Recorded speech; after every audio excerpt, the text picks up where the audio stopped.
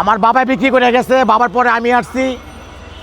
এখন আমি বিক্রি করে আমি চিনি তরমুজটা, যে কোন তরমুজটার ভিতরে লাল হইব, কোন তরমুজটার ভিতরে মিষ্টি হইব, সেটা আমার ভিতরে অভিজ্ঞতা এসে পড়ছে। কে দিছে? ওই আল্লাহ তাআলা দিছে আমার ভিতরে অভিজ্ঞতাটা। আর যার ভিতরে অভিজ্ঞতা নাই সে তার ব্যবসা করতে পারবো না, তার শিখতে হইব ভাই। এটার পিছনে আমি অনেক বড় শ্রম দিছি ভাই, শ্রম দেওয়ার কারণে এটা আমি শিখছি, আমার অভিজ্ঞতা হয়েছে, আল্লাহ আমার দিছে, এখন আমি ব্যবসা করতেছি। এখন আমার বেচতে ভয় লাগে না ভাই।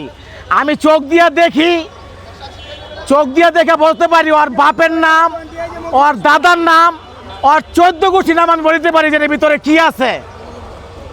এটা হচ্ছে আমার অভিজ্ঞতা বড় ভাই।